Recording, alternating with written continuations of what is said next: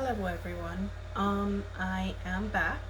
I know I have been missing in action for a little while, and as you can tell from my background, I am no longer stuck in the hotel, which I am so super happy about. I am actually back home, and home is New York. So my video today is going to kind of tell you where I've been since my last video, which my last video was part 2, which spoke about being on stim meds and any side effects that they may have given me, and how I was feeling, so I could pick up from there and just let you know what's been going on since then. So this is part 3, and part 3 I'm going to be talking about how long was I on stim meds. I was actually on stim meds for 22 days, which is significantly longer than the average. However, my IVF doctor did feel it was safe or safer to be very cautious when elevating my estrogen levels because of my history of endometrial cancer, and my current diagnosis is endometrial cancer grade 1, grade 2, and I do have a little mix of atypical hyperplasia which presents in my cervix. So to treat that, I am on Megace. I take 160 milligrams of Megace every single day, and I don't know if I ever went over it before, but because of my condition, it was decided when I spoke with all of my doctors and consulted with IVF that the best thing to do would be to have a 4-step plan.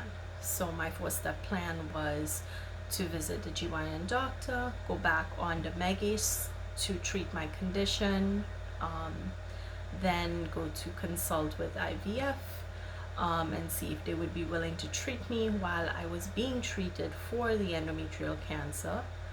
And then step 2 also included taking stem meds and the egg retrieval process. And then stage 3 was to return to my GYN oncologist to then ensure that the Megace had worked and cleared my uterus, and that my uterus presented normal and healthy to allow for a transfer of the embryos that we have frozen from our retrieval cycle. Step 4 was to return obviously to the IVF and complete the transfer. So this has always been a 4-step plan, and currently I would say I am in phase 2 because I have returned to New York so that I can go to my IVF doctor. He's actually very good. He listens, and we're on the same page with what I want for myself. I mean, obviously he is not a miracle worker. I in no way think that a doctor or a healthcare professional should present themselves or should be thought of as some kind of second coming of Christ. However, I do believe it is important that your doctor hears you, that he understands what you want, and that he respects your right to choose. And I think it's very easy for a doctor to tell someone just do this, but I think that your choice is important, and if something doesn't sit right with you, then you may need a second opinion, you may need a third, you may need a 5th opinion, but whatever you need to make yourself feel comfortable with making a choice, I think that is important. I am well aware of the risks that I am taking, and I don't think that it's for everybody. Some people, they are like, oh, you should just take it out, just be done with it, but for me it's important that I have my own biological child. Nothing is wrong with adoption.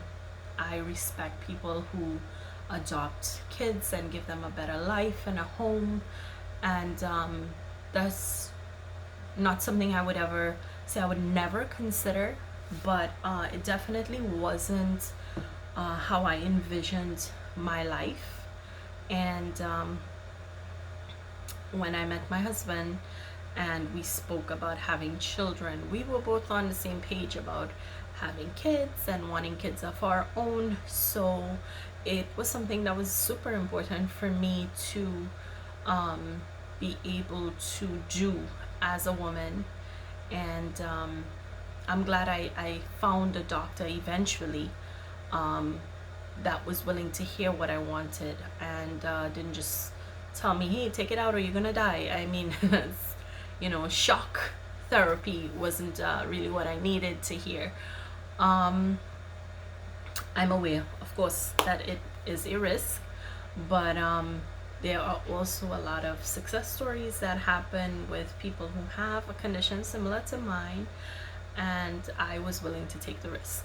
Are you willing to take the risk? I don't know. I can't speak to that. I know what my experience is, and if my experience helps your experience, then I'm happy for it. So I know I went on a slight tirade and I just went off and started rambling. But so I found my doctor, my GYN doctor, and he is very in tune with what I want. And he put me on Megace 160 milligram per day, which is what I take. And when I spoke with IVF, they were aware of that. They monitored my estrogen levels so as to not feed any cancerous growth or any cancerous cells that are present currently in my uterus or in my uterine lining.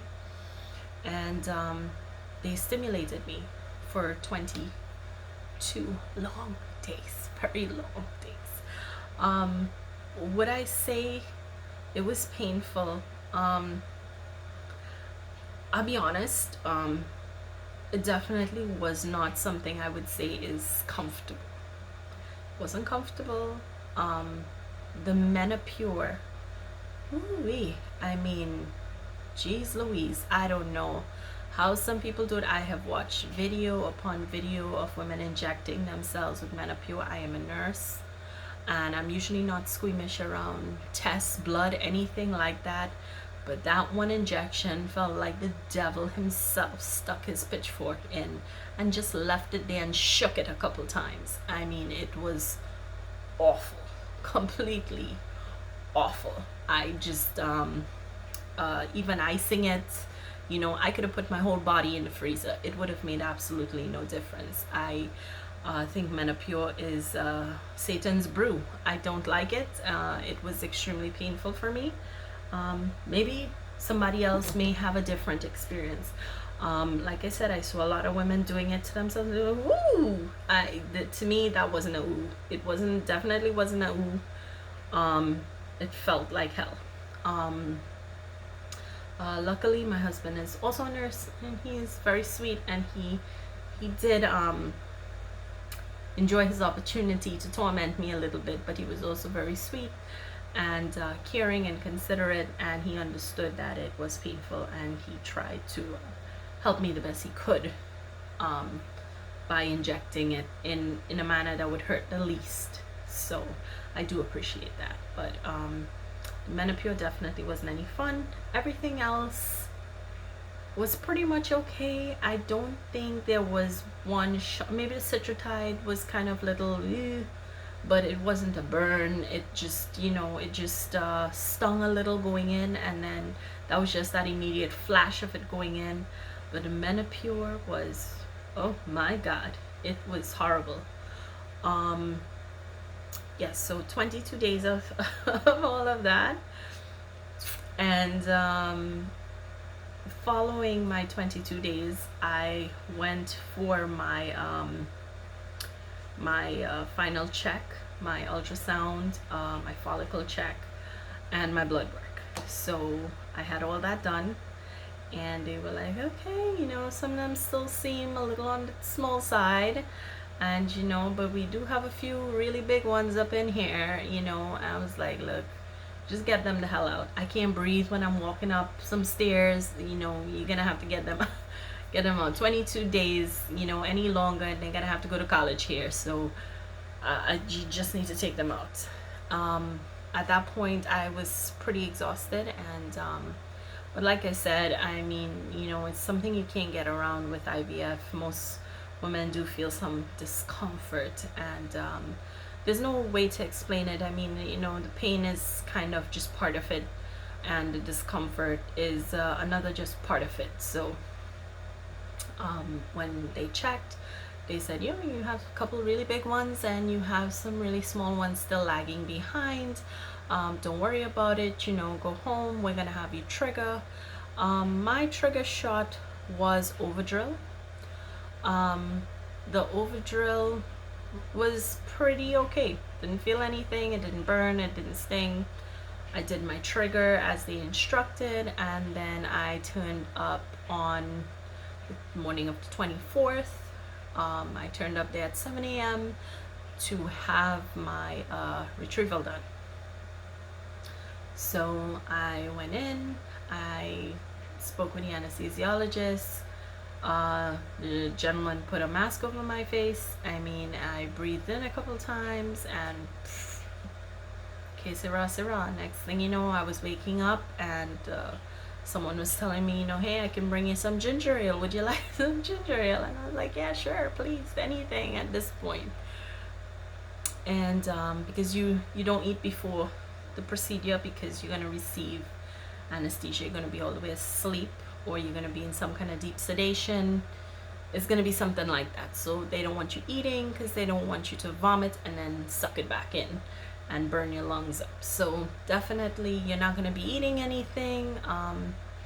Afterwards we did do the whole McDonald's fry thing. I mean, IVF, you know, just one of the many little folklores that go with it, the little good luck charms that goes with the IVF.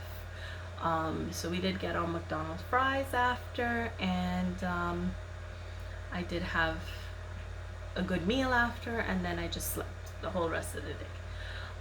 They called me later that day. They told me, hey, you know, you had 19. I mean, they did speak with my husband as well, and he did let me know that, but they also let me know, hey, you know, just calling to check on you, make sure you're okay, and you had 19 follicles out. You know, we're gonna call you tomorrow, make sure you're all right, give you another checkup, and we'll see how it goes from there. They called me the next day, and they let me know 16 of those 19 follicles that they took out, they were actually mature, and they were going to fertilize them, and they fertilized them, and those 16 also pulled through. All 16 pulled through, and they fertilized just fine. I was told that I would get a day 5 and a day 6 update. So day 5 for me was the Friday, and day 6 was the Saturday. And day 5 they called me back, they let me know that I had 3 embryos make it all the way to day 5, but they were going to give me a final tally on day 6, which was the very next day. They called on day 6 and they told me, hey, listen, looks great. We have the 3 from yesterday, plus we have 4 more, which makes a grand total of 7. So you have 7 embryos that are all the way here. They're all the way to blast stage, and we're gonna do the PGS testing on them, which is something that I personally wanted. When I did my own research, I did my own check to see you know, what was it about, would it be beneficial for me. In my present condition, most likely I would only have 1 pregnancy, so it was important for me that whatever I'm putting in is gonna be, you know, I know that it's good quality, where, you know, we're not shooting dice. It's, you know, I need to know that it's good quality. Now, true enough, doesn't mean that it's a guarantee that you're gonna get pregnant, but it improves your chances significantly that the embryo is normal going in. So I sent off my 7 embryos. I prayed for them. I prayed for them so hard, and they called me up finally this past Monday, and which actually was way before they told me. They told me it would take like 10 business days, and from Saturday all the way through till the Monday, so Monday, Tuesday, Wednesday, Thursday, Friday, Monday, so it was actually 6 business days. So 6 business days later, they called me up. They said, hey, listen, you know what, those 7 embryos you sent us, real good stuff, but only 4 of them are perfectly normal and are ready to transfer. I was kind of disappointed that they didn't provide me with like the grades of the embryos. They told me I'd have to refer to my doctor, but being that like I said, I've been back in New York now to go see my GYN oncologist, I would have to send for the hard copy, and that usually takes a few business days to come, or I could just make an appointment, go in and see the doctor himself, and he'd go over all the grades with me. Why they do it this way, I have no clue. I couldn't tell you why. When I did speak with the nurse on the phone, she told me, hey, listen, the 4 looked absolutely perfect under the microscope, but I didn't get any grading information. I do know the genders of my little embryos, and I don't mind saying what they are, because we actually got 2 of 2 boys and 2 girls, so we got a 50-50 mix, and so we have 2 healthy boys and 2 healthy girls on ice right now, and when it's time for transfer, then from there we probably wouldn't want to share, until we were like really sure of what's cooking. But so far I am excited that we have reached this far, and I don't know if I ever mentioned it before, but my journey has always been a 4-part journey. The first part being getting on the Meggies and trying to clear my uterus, and then the second part was referring to IVF, having IVF treat me and stim me at the same time, to try to retrieve the eggs and have embryos develop, tested and frozen, and waiting. And then step 3 is returning to my my GYN oncologist to check to see if the Meggies has worked, and if it has, then step 4 would be going back to IVF to complete the transfer. Obviously, there are variables, such as if the Meggies hasn't worked after 3 months, probably have to stay on it for another 3 months. Definitely not fun, and not something I'm looking forward to or hoping for, but it is always been the plan. At least I like plans. I like to know where I stand, or have some kind of idea as to where I'm going. So thus far, I would say I am now in step 3, because I have my upcoming appointment with my GYN oncologist to see if my Meggies has been successful in clearing my uterus and making it healthy enough an environment for a transfer to occur, and to be able to receive that clearance to actually complete the transfer part of it. So for now, that's where I'm at, and I know I've been gone for quite a while, but I was in a significant amount of pain following my retrieval, developing a little extra fluid in my abdominal space. It was a little painful. Thank God I didn't have like hyper stimulation. It was just a little fluid accumulation that was causing some pain, and I did receive some Citratide, which helped clear that fluid up, and it did help. So thus far my journey has been good. I mean, as good as I could expect. I do have my 4 little ones in the deep freeze. I know from watching other people's IVF videos, people are very sensitive about their embryos, and so am I. I pray for them every day that they're nice and strong and healthy, and you know um,